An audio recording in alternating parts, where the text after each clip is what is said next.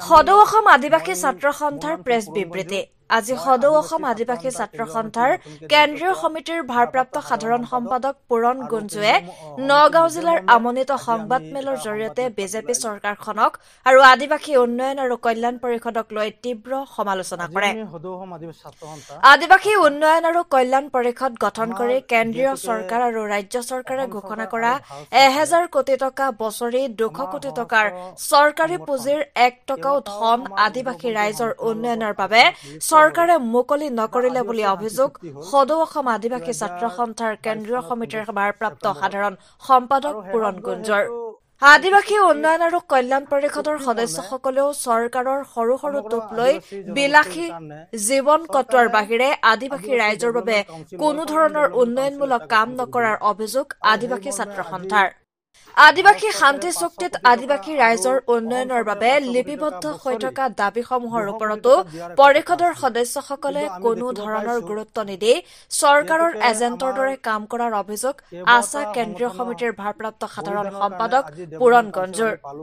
আদিবাসী উন্নয়ন পৰিষদৰ সদস্যসকলে যদি নিজৰ মুনাফাৰ কথা চিন্তা কৰা আদিবাসী ৰাইজৰ উন্নয়নৰ হকে কাম নকৰে তেনেহলে পৰিষদৰ সদস্য পদত্যাগ কৰিবলৈ হুংকাৰ প্ৰদান কৰে। ৰাজ্যৰ কোনো এজন সাংসদ মন্ত্ৰী বিধায়কে আদিবাসী ৰাইজৰ জনজাতিকৰণৰ ক্ষেত্ৰত কোনো ধৰণৰ গুৰুত্ব নিদিয়াৰ অভিযোগ সদৌ অসম আদিবাসী ছাত্ৰ সন্থা আছাৰ। চৰকাৰে আদিবাসী ৰাইজক জনজাতিকৰণৰ স্বীকৃতি প্ৰদান নকৰিলে আগন্তুক দিনত কংগ্ৰেছ চৰকাৰৰ দৰে বিজেপি চৰকাৰকো শাসনৰ পৰা উফৰাই দিয়াৰ হুংকাৰ আছাৰ কেন্দ্ৰীয় সমিতিৰ ভাৰপ্ৰাপ্ত সাধাৰণ সম্পাদক পূৰণ গুঞ্জুৰ। News desk report NE express. আজি আমি সদৌ অসম আদিবাসী ছাত্ৰ সন্থা আছা আমাৰ যেহেতুকে অসম চৰকাৰ আৰু ভাৰত চৰকাৰে আমাৰ সহস্ৰ সংগঠন কেইবাটাও আমাৰ উগ্ৰপন্থী সংগঠনৰ লগত আলোচনাত মিলিত হৈ এটা আদিবাসী শান্তি চুক্তি হ'ল 2022 চনৰ 15 ছেপ্টেম্বৰত আৰু শেহত গৈ সেইটো শান্তি চুক্তি মৰ্মে সমগ্ৰ আদিবাসী জনগোষ্ঠীৰ কাৰণে চৰকাৰে আদিবাসী development council welfare and development council এটা গঠন কৰি দিলে আৰু সেই মৰ্মে আজি ভাৰত চৰকাৰে 500 কোটি টকা আৰু অসম চৰকাৰে 500 কোটি টকা বছৰি 200 কোটি টকা দিয়াৰ এটা কথা আছিলে। কিন্তু আমি দেখিব পাইছোঁ যেহেতুকে আমাৰ কেইবাটা সংগঠনৰ বলিদানৰ কাৰণে আজি ডেভেলপমেণ্ট কাউন্সিল আমি পালোঁ, কিন্তু দেখিব পাইছোঁ আমি এই ডেভেলপমেণ্ট কাউন্সিলত কোনো ধৰণৰ চৰকাৰে পুঁজি এৰা নাই। আমাৰ যেহেতুকে বছৰি 200 কোটি টকা এটা পুঁজি এৰাৰ কথা আছিলে, কিন্তু এই 200 কোটি টকা লাষ্টত গৈ 200 টকাও নাহিল। গতিকে আমি আদিবাসী ছাত্ৰ সন্থাৰ তৰফৰ পৰা আমি যিসকল নেতৃত্ব দি আছে আদিবাসী ৱেলফেয়াৰ এণ্ড ডেভেলপমেণ্ট কাউন্সিলত তেখেতসকলক আহ্বান জনাইছোঁ, তেখেতসকলে যি চুক্তি কৰি গৈছে এই চুক্তিটো আখৰে আখৰে ইমপ্লিমেণ্ট হ'ব লাগিব আৰু যদি তেখেতসকলে কৰিব পৰা নাই তেখেতসকলে পদত্যাগ কৰিব লাগে। আমি নৱপ্ৰজন্মক আকৌ এই ডেভেলপমেণ্ট কাউন্সিলত আমি অন্তৰ্ভুক্ত কৰাম। গতিকে যি ধৰণৰ চৰকাৰে পুঁজি দিব লাগে সেই ধৰণে দিয়া নাই। তেখেতসকলে অকণমান সৰু সৰু এটা টোপ লৈ তেখেতসকলে বিলাহী জীৱন এটা জীয়াবলৈ আহিছে। গতিকে আমি ডেভেলপমেণ্ট কাউন্সিলৰ যিসকল চেয়াৰমেন ডেপুটি CM আছে তেখেতসকলক আমি আহ্বান জনাইছোঁ আদিবাসী ছাত্ৰ সন্থা তেখেতসকলে যি ধৰণে উন্নয়নমূলক ৰাজ্যক যি ধৰণৰ শান্তি চুক্তিৰ দেখুৱাইছে তেনেধৰণে শান্তি চুক্তিটো ৰূপায়ণ কৰিব লাগে। অন্যথা কিন্তু আদিবাসী ছাত্ৰ সন্থা অনাগত দিনত যিকোনো ধৰণৰ তেওঁলোকৰ ওপৰত ব্যৱস্থা ল'বলৈ আমি ওলাই আহিম। যেহেতুকে ভাৰত চৰকাৰ আৰু অসম চৰকাৰ আমাৰ অমিত শ্বাহৰ নেতৃত্বত আৰু অসমৰ মুখ্যমন্ত্ৰী হিমন্ত বিশ্ব শৰ্মাৰ দিল্লীত গৈ চুক্তি হৈছিল আৰু সেই চুক্তিত আদিবাসীসকলৰ যি ন্যায্য প্ৰাপ্য দাবীসমূহ যিখিনি সাংবিধানিক ৰাইটছ আমাৰ তাৰ ভিতৰত আমাৰ আছেই, তাৰ ভিতৰত মেইনলি আমাৰ আদিবাসী জনগোষ্ঠীৰ জনজাতিকৰণটো সোমাই আছিল আৰু সেই জনজাতিকৰণটো কিন্তু কোনো ধৰণৰ ইমপ্লিমেণ্ট বা কোনো ধৰণৰ আমি এতিয়ালৈকে পাৰ্লিয়ামেণ্ট ছেছন চলি আছে কিন্তু কোনো MP বা মানে অন্য কোনো MPও তেনেধৰণৰ মানে আমি পাৰ্লিয়ামেণ্টত উত্থাপন কৰিব দেখা পোৱা নাই। গতিকে আমাৰ জনজাতিকৰণৰ যোনটো আদিবাসী শান্তি চুক্তিত আছে এই আদিবাসী শান্তি চুক্তিত যোনটো জনজাতিকৰণৰ বিষয়টো অতি সোনকালে ইমপ্লিমেণ্ট কৰিবৰ কাৰণে আমি অসম চৰকাৰ তথা ভাৰত চৰকাৰক আহ্বান জনাইছোঁ। হয়, যি আমি কাজিৰঙা লোকসভাৰ আমাৰ যি সাংসদ কামাখ্যা প্ৰসাদ তছা, তেখেতক আমি দিল্লীত লগ ভাগ কৰিলোঁ, যিহেতুকে আমাৰ যন্ত্ৰ মন্তৰত ধৰ্ণা কাৰ্যসূচী আছিল। আৰু তেওঁক আমি আহ্বান জনাইছোঁ, যদিহে আমাৰ আদিবাসী জনগোষ্ঠীৰ যি জনজাতিকৰণৰ প্ৰক্ৰিয়াটো, যিহেতুকে আমি দেখিবলৈ পাইছোঁ ৰাজ্যসভাত এই বিলখন উত্থাপন হৈছিল, কিন্তু লোকসভাত কোনো ধৰণৰ আমি উত্থাপন হোৱাৰ কোনো এটা মেম্বাৰৰ পৰা আমি দেখিব পোৱা নাই।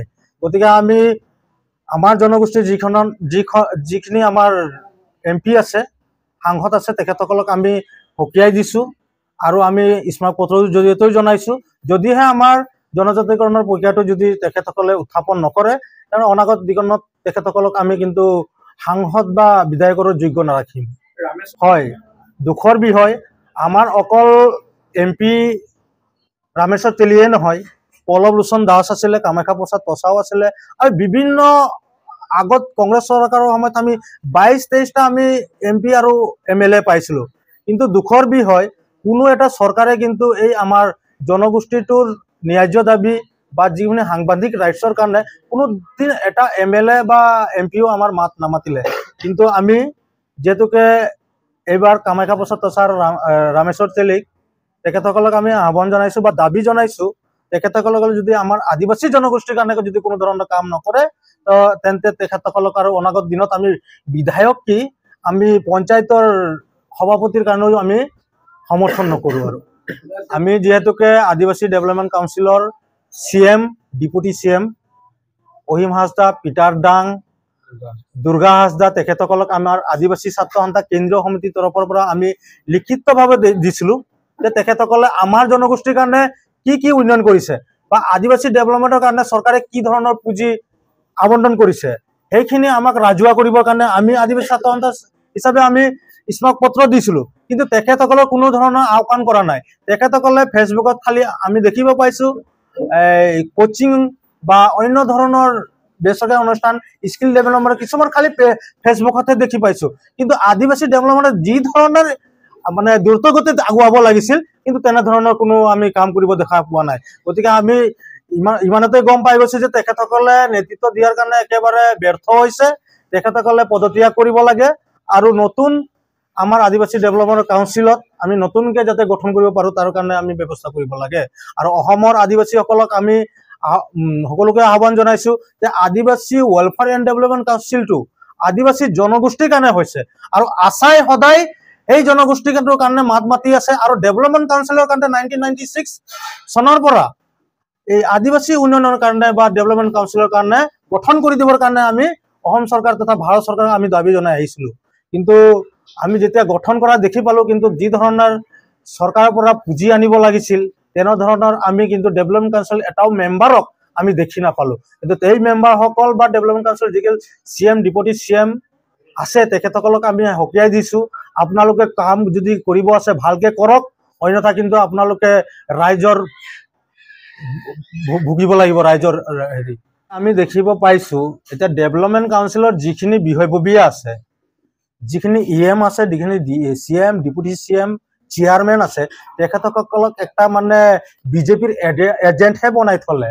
আমি ইমানতে গম পাইছোঁ যে তেখেতসকলে যদি বিজেপিৰ এজেণ্ট হিচাপে কাম কৰি আছে, নিশ্চয় তেখেতসকলক একটা টুপ দিছিলে নিৰ্বাচনী সময়ত। আৰু আদিবাসী ডেভেলপমেণ্ট কাউন্সিল আমি বিভিন্ন জনগোষ্ঠীৰ কাউন্সিল বা শান্তি চুক্তি আমি দেখিছোঁ। আজি বড়োসকলৰ শান্তি চুক্তি চাওক, তেখেতসকলে আজি BTAD ডিমাণ্ড কৰিছে, বড়োলেণ্ড টেৰিটৰিয়েল কাউন্সিলত ডিমাণ্ড কৰিছে। আজি কাৰ্বি আংলঙত চাওক, তেখেতসকলে যিখিনি শান্তি চুক্তি হৈছে, তেখেতসকলে শান্তি চুক্তিৰ যিখিনি দফা আছে, এই দফাসমূহ কিন্তু আখৰে আখৰে পালন হৈ আছে, তেখেতসকলে কৰিব পাৰি আছে। কিন্তু আমাৰ যিখিনি জনগোষ্ঠীৰ যিখিনি ডেভেলপমেণ্ট কাউন্সিলৰ বিষয়ববীয়া আছে, তেখেতসকলে কিন্তু এই শান্তি চুক্তিৰ যিখিনি মানে দফা আছে, এই দফাখিনি আখৰে আখৰে পালন কৰিব কাৰণে ব্যৰ্থ হৈছে। গতিকে আমি ইমানতে গম পাইছোঁ তেখেতসকলে এটা বিজেপিৰ এজেণ্ট হৈ এটা কাম কৰিব ওলাইছে। আৰু এই এজেণ্টসমূহক যদিহে তেখেতসকলে যি ধৰণৰ দায়িত্ব শপত গ্ৰহণ লৈছে, অনুষ্ঠান জৰিয়তে শপত গ্ৰহণ কৰিছে, তেখেতসকলে যে নিজৰ দায়িত্ব পালন কৰিব পৰা নাই, তেখেতসকলক আমি যদি অনাগত দিনত আৰু আদিবাসী ছাত্ৰ সন্থাৰ পৰা তেখেতসকলে গৰিহণাৰ বাদে আৰু একো নাপায়। নিশ্চয়, যিহেতুকে আমি দেখিব পাইছোঁ আগতে কংগ্ৰেছ চৰকাৰে যি ধৰণে আমাক ভোট বেংক হিচাপে এটা ব্যৱহাৰ কৰি গৈছিল, আৰু আপোনালোকে চাব গ'লে বাগিচা অঞ্চলত এটা আগত কংগ্ৰেছৰ এটা ভোট বেংক আছিলে, আৰু এই ভোট বেংক আমি ভাঙি, আদিবাসী ছাত্ৰ ভোট বেংকখিনি ভাঙি আমি বিজেপিক সমৰ্থন কৰিছিলোঁ।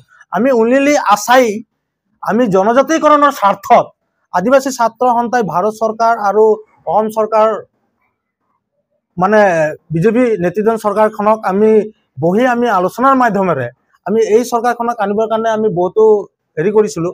কিন্তু আমি দেখিব পাইছোঁ বিজেপি চৰকাৰ যেতিয়া চেণ্ট্ৰেল গভৰ্ণমেণ্ট, ভাৰত চৰকাৰ আৰু অসম চৰকাৰ যেতিয়া আহিলে, তাৰপিছত কিন্তু আমি চৰকাৰৰ প্ৰতি, আমাৰ জনগোষ্ঠীৰ প্ৰতি কোনো ধৰণৰ কিন্তু দেখিব পোৱা নাই উন্নয়নমূলক কাম কাজ। গতিকে বিজেপি চৰকাৰে যি ধৰণৰ ঢোকঢাল এটা উন্নয়নমূলক কাৰণে কাম কৰিব ওলাইছে, আমি ভাবোঁ আদিবাসী জনগোষ্ঠীটো একটা পিছপৰা জনগোষ্ঠী, আৰু এই পিছপৰা জনগোষ্ঠীজনে যি ধৰণৰ মানে উন্নয়নমূলক কাম কৰিব লাগে তেনেধৰণৰ কাম কৰি গ'লে আমি নিশ্চয় আগন্তুক দিনত আমি সঁহাৰি জনাম। আৰু যদিহে আমাক যদি তেখেতসকলে মাহীমাকৰ চকুৰে চাই, তেন্তে আমি আগন্তুক দিনত যেনেধৰণৰ আমি কংগ্ৰেছ চৰকাৰক আমি অসম তথা ভাৰতৰ পৰা আমি নাইকিয়া কৰিলোঁ, তেনেধৰণৰ আমি বিজেপি চৰকাৰক কিন্তু অসমৰ পৰা একেবাৰে বাগিচা অঞ্চল তথা গাঁও অঞ্চলৰ পৰা টোটেলি নিয়াত কৰি দিম। আমাৰ যিহেতুকে ইতিমধ্যে আমাৰ কেন্দ্ৰীয় সমিতিৰ সভাপতি প্ৰদীপ নাথ ডাঙৰীয়া নেতৃত্বত তেওঁৰ মাৰ্গদৰ্শনত আমি প্ৰতিটো ডিষ্ট্ৰিক্টে আঞ্চলিকে আমাৰ কাম কাজখিনি হৈ আছে, আৰু আমাৰ এটাই স্বাৰ্থ, আমাৰ জনগোষ্ঠীটোৰ জনজাতিকৰণৰ যোনটো প্ৰদান কৰিব লাগে ভাৰত চৰকাৰে, সেইটো কৰিব লাগে। আমাৰ যিহেতুকে আন এখন দাবী হৈছে, আমাৰ বিভিন্ন জনগোষ্ঠীক আমি দেখিছোঁ মৰাণ মটক, কোচ ৰাজবংশী, বিভিন্ন জনগোষ্ঠীক আমি দেখিছোঁ অট'নমাছ কাউন্সিল প্ৰদান কৰি আছে। আমি বেয়া পোৱা নাই, কৰিছে ঠিক আছে, কিন্তু আদিবাসী জনগোষ্ঠী এটা পিছপৰা জনগোষ্ঠী, আৰু এই জনগোষ্ঠীক আমিও আদিবাসী অট'নমাছ কাউন্সিল ডিমাণ্ড কৰিছোঁ, আৰু অনাগত দিনত আমাৰ কাৰ্যসূচী চলি থাকিব। আৰু আমাৰ বিশেষকৈ জনজাতিকৰণটো বিশেষকৈ মেইন মুদ্দা হয়, আৰু এই মুদ্দাটো প্ৰদান কৰিব লাগিব অতি শীঘ্ৰে।